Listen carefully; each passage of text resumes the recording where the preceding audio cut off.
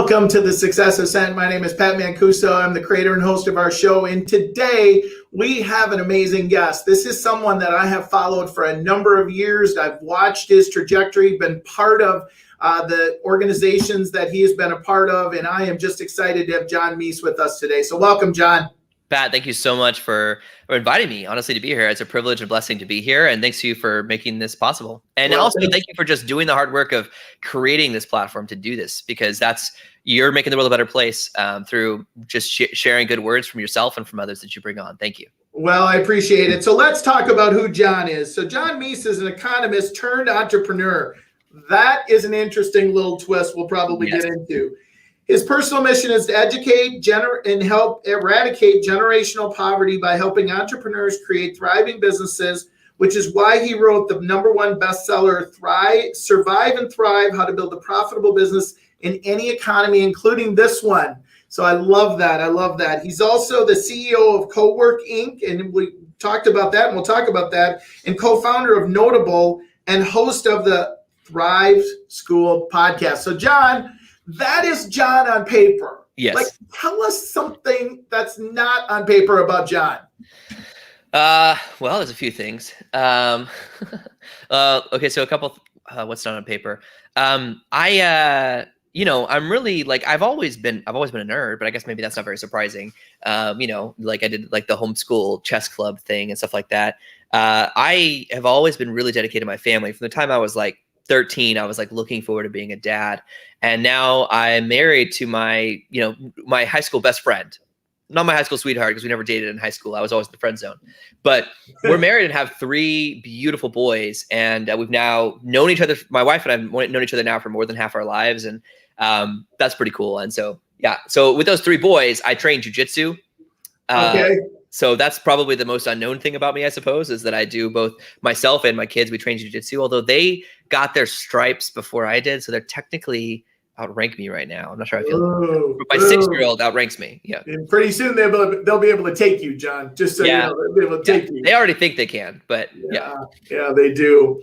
Well, so John, let's start off with your entrepreneurial journey. And I know a lot about your trajectory because I followed you, and you also filled in some blanks when we were talking. So let's start with how did you get into being an entrepreneur? Where did that start? Because I always find that it's usually way before we ever became an entrepreneur. So what kind of stimulated that juice?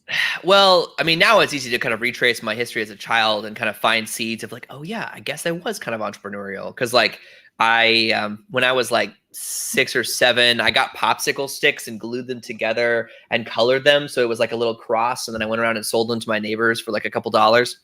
And so there's things like that. A lot of people have stories of that where oh yeah, I guess I was an entrepreneur as a kid.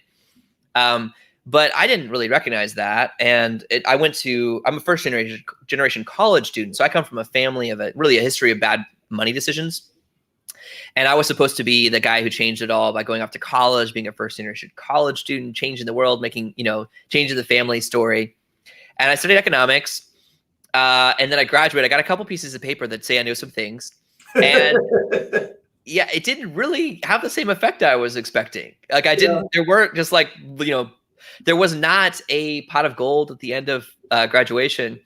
And I really got frustrated by that because I'm supposed to change things. This is my job as the oldest child of this family, And so I started asking myself, really just going on this deep dive of okay, if it's not college, if that's not the thing that changes families forever, what is?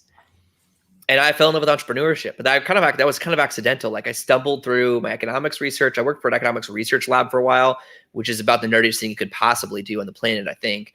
And then I just kind of fell in love with business first, and then realizing the people behind business are people with dreams and hopes and fears. With a vision for a better world that they want to help make happen. And then I realized that my dad had been an entrepreneur my whole life, and I just never recognized that because he was a painting contractor. So I've now fallen in love with entrepreneurship as my life mission to help eradicate generational poverty, specifically where families get stuck in the cycle of passing down poverty from one family to the next, just like other families pass down wealth. That the best way to change that course is to start a business. Your business doesn't care about your age, race, whether you have $5 or $5,000 in the bank account, or gender or any of that. All your business cares about is, can you create a real solution to a real problem for real people? And that's what the good business is built on. Wow, I love that. I love that. Your business, it doesn't matter where you are, race, none of that matters in creating business. I love that. I love that. So let's talk about that entrepreneurial journey. Like, Okay. what's been the biggest surprise for you being an entrepreneur? What's been the biggest surprise for me? Okay, so entrepreneurship specifically has a weird relationship in our culture where it's simultaneously glorified. So like the celebrities of today are people like Elon Musk and Bill Gates and like entrepreneurs. I mean, Steve Jobs, they're like the celebrities and like the idols of modern culture. And yet everyday entrepreneurship is kind of poo-pooed, like the person that owns that one like clothing boutique or secondhand thrift store in your town. They're kind of like treated as like second-class citizens of like that they're just like they're not doing like real work. And so there's this really weird tension of like you're either, as an entrepreneur, people are like not really sure if they love you or hate you, but they're just not sure what to do with you. And so that was surprising. That was surprising for sure. So along your journey, like what's the biggest ceiling that you've hit that maybe you struggled a little bit to break through, and maybe you didn't break through it? I'm sure you did. And what did you learn? Oh, that's a big question. The biggest ceiling struggled in getting through. Okay, so I think it's easiest for me to tell it through the lens of kind of what I've learned. Yes. Which is that the difference in the thinking and philosophy of an employee and an entrepreneur, in my mind, of course, there's lots of things you could argue that there are differences in how employees think and entrepreneurs think. But I would say that at the center of them, at the center and the core is, are you focused on input or output? And that's a key shift that I had to make to be able to grow as an entrepreneur. Because employees are compensated for input. If you make enough chicken sandwiches or work enough hours or push the buttons you're supposed to push, you get paid. Whether or not it makes a difference at the end of the day. Of course, if you're in a job that you enjoy, that you're doing and that you're good at, you're driving results. But generally, like you're paid regardless, right? You're compensated for input. Like do more things. Like productivity, kind of like traditional philosophy of productivity is like check off more tasks. Right. And that's how employees get paid. Generally, this is an oversimplification, I'm sure, but entrepreneurs, on the other hand, get paid for output. In other words, it doesn't matter if you spend 100 hours, 1,000 hours, or 1 hour on a project. All that matters is, did it drive results? And so that meant that I had to shift from thinking about doing more tasks to evaluating every task based on the potential output and deciding that there's lots of things like, getting to inbox 0 every day, or being super responsive on Slack, or having a great or just like doing the tasks that I say I'm going to do, like because I'm a very high follow through person. Those are all those things that as an employee, maybe a really good employee, but I actually had to retrain my habits as a good employee to become a good entrepreneur. Where there's things now where like I might go a week where my inbox never gets to inbox 0, and that is actually because I'm focusing on the things that drive value and revenue in my business. Even though I still flinch as I say that out loud, Well, we have to choose different priorities, right? Yeah. As entrepreneurs, and that's how you grow and break through ceilings and scale. So you've had the opportunity. You were a part of Platform University, the dean of Platform University. That was our first basic interaction. Yes. So you got to work with thousands of entrepreneurs. Yes. What did you see were some of the biggest challenges and mistakes that people made in that journey of you being on the other side of it? Well, I can say the input-output thing I just shared, that's where it came from, really, because this was true in my own practice, but I didn't really recognize that until I started coaching. I mean, when I was the dean of Platform University, as you know, Pat, then, we had, I was writing a weekly newsletter to an email list of over 100,000 subscribers, doing live video every week to, thousands of paying customers. And everything was about teaching about how to build essentially your online business. So it was all business stuff. But the input-output thing came up a lot in terms of like, making sure it didn't matter if you did all the tasks, if you didn't focus on the things that drive results. You don't get paid for, having a pretty WordPress website, like, whatever. Right.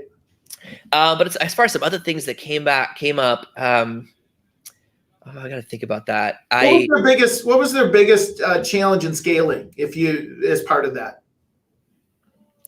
Like specifically like entrepreneurs that you've come across that you've worked with, maybe, been involved with.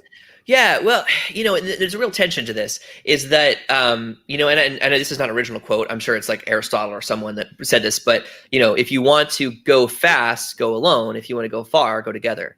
And I'm sorry, I don't remember who originally said that, but I think about that quote a good bit, because that's a constant battle and tension in entrepreneurship. Because when you first get started as an entrepreneur, you sort of walk away from, in like a job, you've got like, you've got teams and even bosses and employees and managers and direct reports and customers. You've got all these people. The minute you become an entrepreneur, you're alone. Right.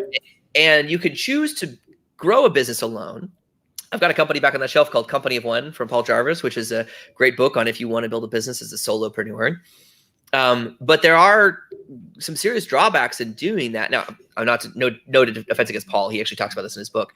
But when you don't have any resources, there are things you have to do. You have to be bad. You have to choose to ignore a ton of things you care about to focus on the things that matter, that are the most crucial in your business to drive enough revenue to bring on a team. Because until you can, and that doesn't mean a full-time employee necessarily. Right. I just now hired my first full-time operations director. This is his first week as an integrator on my team. And I've had full-time employees before, but this is the biggest full-time role I've ever hired for. But being able to identify that there's work that you can outsource to contractors for, $10 an hour, $15 an hour, or $100 an hour, which are all good rates, by the way. Right. Then that's a key mindset shift. And it's also really challenging to find that balance of like, okay, there's some things that when you're first getting started, don't spend much money on outsourcing things. Just there's a lot of things that just need to not get done, even though you feel like they should happen. Ignore them, focus on the things that drive revenue, and then use that revenue to grow your business by outsourcing strategically. That's something a lot of people struggle with, and that's on a lot of my clients that I work with. That's technically, I usually come in and I'm usually focused on marketing strategy. I have business partners that do finance and operations. So the three of us will often come into a company and kind of with that three-pronged approach.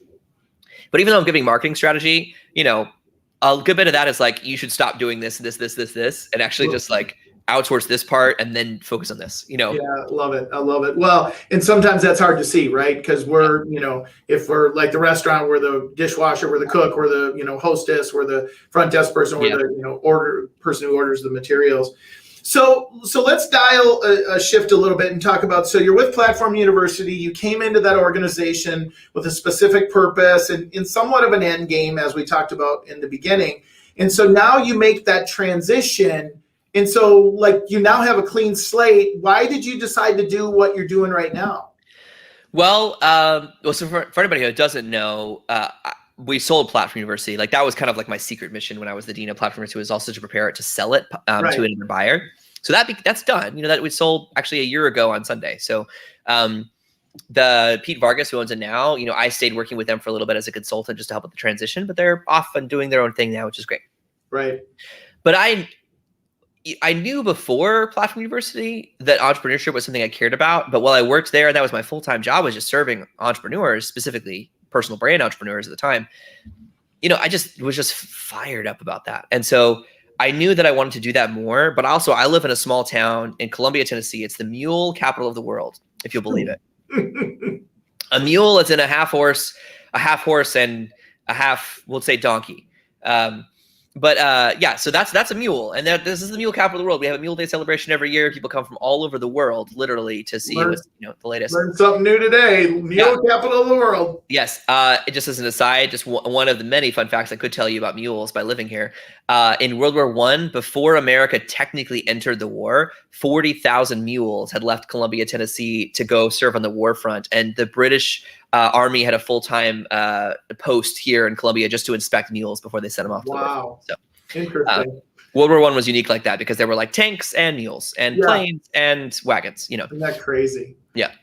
So, but living in a small town, I got to see. So when I was teaching Platform University, I would like finish a webinar where I'm teaching thousands of people about how to build an online business. All the latest marketing techniques and strategies, and it's cool and it's exciting. And then I would walk downstairs in downtown Columbia, town of. I know we have 100,000 people in our county. I don't know how many people are in our city exactly off the top of my head, but that's still relatively small. It's not tiny, but it's small. And I would go down to our coffee shop here in town and grab coffee and start chatting with local business owners who had no idea what I did. No idea. And I felt like there was this real disconnect. I felt like the stuff that I was teaching to online entrepreneurs needed to really be taught to everyday entrepreneurs, but there was these struggling small business owners who really just had no idea what best practices were that we're teaching to bloggers and podcasters and stuff like that. Right. So I wanted to shift that, which is why I got into the co-working business. So my core business, right now we have one flagship co-working space. We're in the process of we're working on 2 others right now, but the goal is really that over the next several years, we'll expand that to have more in the region, and then potentially, eventually, the nation, and then the world, everywhere. Exactly. But is to have these physical embassies where a small business owner, whether they're building an online business or an offline business, could go in, and yes, it's a co-working space. So you have a place to work if you want a conference room to meet with clients, or if you want a place where you can sit down and work on your own stuff on your laptop, or if you want a private office, we've got that too.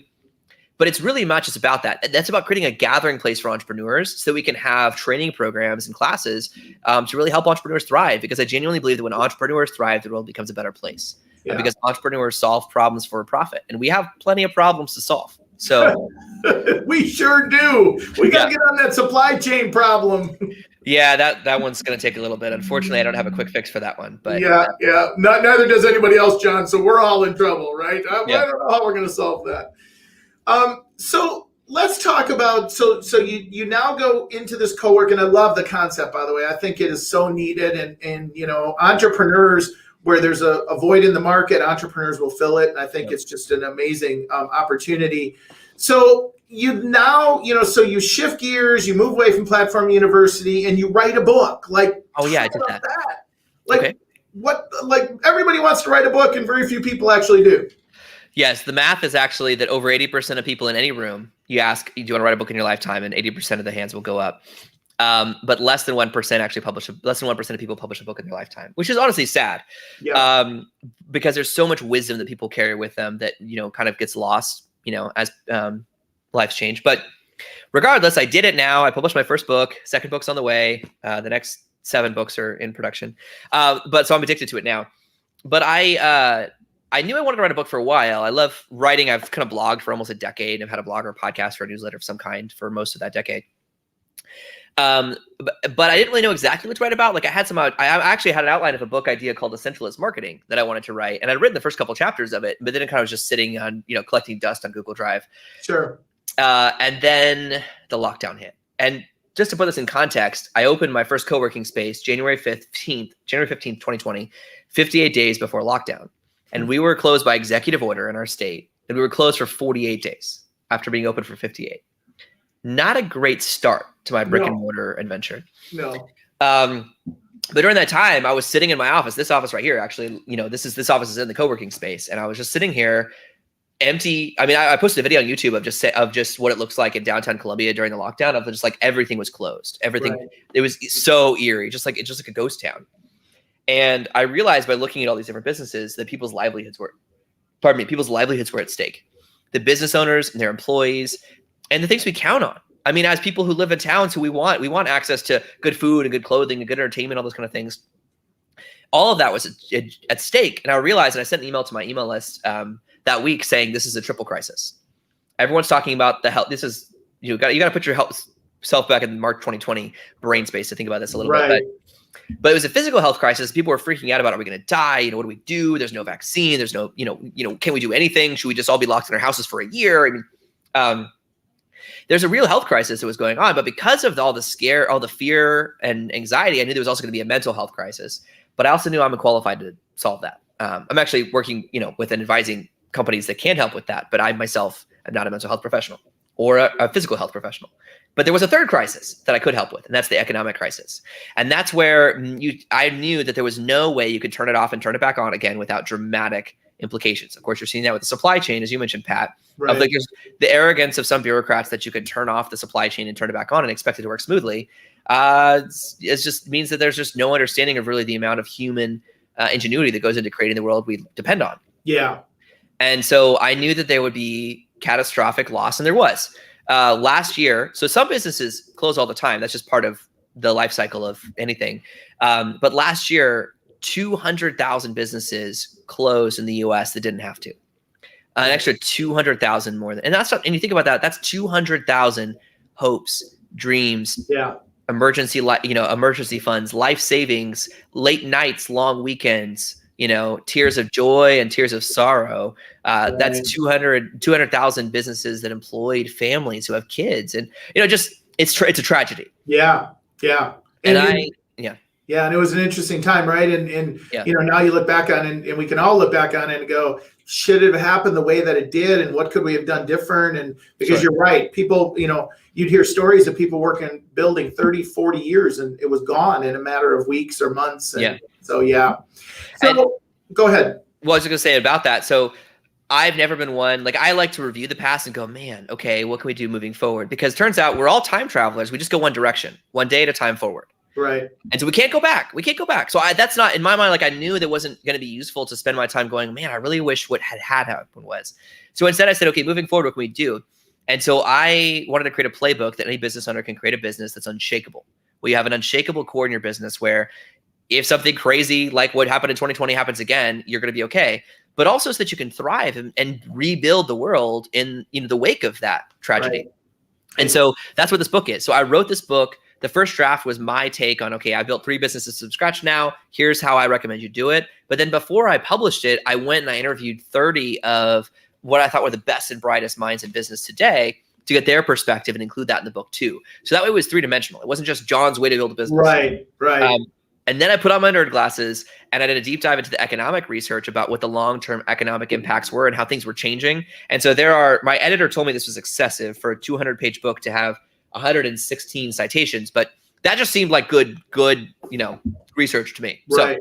Supporting material. I love it. Yes. So it's a book that's got the 3-dimensional expertise of my personal experience, dozens of successful entrepreneurs, including Michael Hyatt, Ray Edwards, Pat Flynn, Philip Stutz, Robert Daniel Lappin, Casey Graham, many, many others.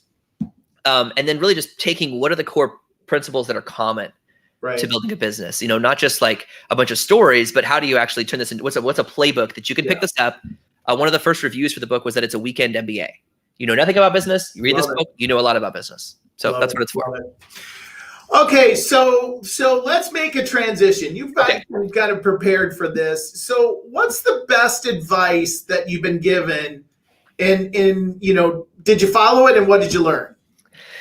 Yeah, well, I thought about this. You told me this was coming, and thankfully I've received a lot of good advice over the years. I'm not sure what it's hard to say what the best one was, but one that comes to mind that is definitely one of the best. Really just probably Pat Flynn's probably the person that drove this home the most for me, which is that your business is built on people, and it seems kind of like obvious. Right. But he really, really is the one who changed my perspective in terms of looking at business as a service for people.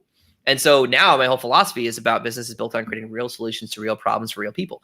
That's my language, but it probably comes from Pat Flynn's inspiration. And the best of advice was to focus on the people. And so I think that's probably the best advice that I've taken that's gone well, is that it's so easy to get caught up, especially as your business starts to grow. Okay, we've got 1,000 followers or 2,000 customers or 500. No, you've got real people, human beings, and you just have to come back to that. And so that's helped me, and I have to come back to it periodically because then I get busy and I forget have I actually talked to any of my customers directly in a while? No, I probably need to make a phone call or jump on. And Pat Flynn does this. He has a massive business. I mean, multi-million-dollar business with hundreds of thousands of subscribers, and a sizable team. And every single month, at least once a month, he meets on a Zoom call with a random customer just to talk to them and learn more about them. That's pretty awesome. That's pretty great advice, by the way. Yeah. So you've also been prepared for this. We're going to flip that upside down and go, what's the absolute worst advice that you've ever been given that hopefully you didn't follow? And if you did, what did you learn? I did not follow it. The worst advice I got was when I worked at Chewy's, which is a Tex-Mex restaurant chain, which was kind of a fun job in college. And I did great at it. And I got as far up as I could in the quote food chain while working at the restaurant as an expo. And then the general manager sat me down and he said, congratulations, we've selected you to go. We're going to send you out to Texas for this, 12-week training program, and then you're going to be a store manager, and we want to promote you. And I was like, that's awesome, and he was like, yeah, you got to go out. Can you leave next week? And I was like, well, I'm in college. He's like, oh no, you'd have to drop out of college actually. And so I'm at this point, in my third year of my economics degree, and I was like, well, like, could we do it over the summer? And he was like, well, no. I mean, and honestly, even if we did, we expect managers to have 100% availability. So we couldn't work around your college classes. So you'd have to drop out. Either way, like, whatever. And I remember I told him, I was like, well, but I'm in college because I want to, like, get ahead and, like, do things. And, like, thank you. I'm honored that at, like, 20, you want to pick me as, like, a store manager. That's great. But, and he just said, look, what do you think you're going to get elsewhere? He said, here you're talking to me. And then last week you were talking to the VP of the company when he was here visiting. And so, like, you're only, 2 people away from the top of the company. You think you're going to get better than that? Oh my. So thankfully I did not take his advice. I said, thank you. Right. But no. And, I went as far up as you can actually in the company. I started my own. And so I'm at the top of the company. Yeah, you're at the top. You're at the top. You don't have to go far to talk with the top. Yeah, exactly. Just a mirror. I just need a mirror. Yeah, there you go. Well, John, first of all, you've delivered amazing value today, and I'm going to give you a little bit of time. Like, I'm going to do a little PSA, a little cleanup, and then I'm going to ask you for your final thought. And I know you got some things to share with our guests as well. So, folks, thank you so much for supporting our show. Whether you're watching it on YouTube, whether you're live, or whether you're subscribing at your favorite podcast source, we are at all of them. So you can also go to www.thesuccessascent.com and you can listen to our episodes and subscribe there. So, John, I asked you to be prepared for this. What's one final thought you would share with our listeners? And I leave this wide open so you can take it wherever you'd like. I think, well, first of all, I'll say that one of the cool things about publishing a book is that on Kindle, when people, if someone on their Kindle, they highlight a phrase, I could pull up on Kindle and view the most highlighted phrases in the book. Oh, and so it's sort of like I can get like a study of like what people actually find to be the most valuable. And the phrase that's really the most people have highlighted is that I personally view profit as a scorecard for how well I've served humanity. And so that would be the final thought that I'd like to share, because I think culturally, whether it be like in the Christian South where we've got all kinds of baggage, or just like in the world at large where, wealthy people are disparaged, it can be really, as you start to become an entrepreneur, there's all this guilt of like, how much should I charge? And like, should I make money and all that kind of stuff? And I just would encourage you to reframe that all of the success and accomplishment we enjoy in this world is built on the backs of entrepreneurs who've gone forward and created a better world and solved problems. And so because of that, once you recognize that your business is creating real solutions to real problems for real people, I want you to look at the profit that you've made in your business as a scorecard. And say, okay, that's how well I've currently served humanity. And there's a lot more problems to solve. Have you done enough? Yeah. Have you done enough? No. Celebrate the scorecard that you've got right now, but please grow it, increase it. Yeah. And I hope that also helps you just celebrate the growth of your business without the guilt that keeps you trapped in thinking small. Well, and there's a lot of people in today's world that judge a lot of that. And we could, like you said, we could probably do a year podcast on that whole conversation, right? Yeah. So it's a great thought. I mean, it's a great way to look at it. And without profit, the business closes. And so, there's also the inverse of that. So I'm scrolling down at the bottom of your website to get the book. And so what else are they going to get if they go there? Well, if you go to survivingthrive.book.com, you get a copy of the book, but I also have some free resources to go with it, like a fill-in-the-blank playbook, essentially like a one-page business plan, for you to use to grow your business. But you can also see there are other places where you can find me and subscribe to the Thrive School podcast, or, check me out. LinkedIn is the only social media platform I'm on. There's a whole section on my book on why I'm not on the other social media platforms, but you'll have to read that. I love that. Well, and that would be the first chapter, right? Is that, because isn't that changing today too, and everything going on there? So, John, first of all, again, thank you so much for your time. I know how valuable it is, and I just appreciate everything you've given today. I know our listeners are going to enjoy it. So I just want to personally tell you how grateful I am that you spent the time with us. Thank you, Pat. Thank you. I appreciate the opportunity to be here, and please keep up the good work. Well, thank you so much. And as I end every show, everybody, be happy, be healthy, be safe until the next time we see you. Take care.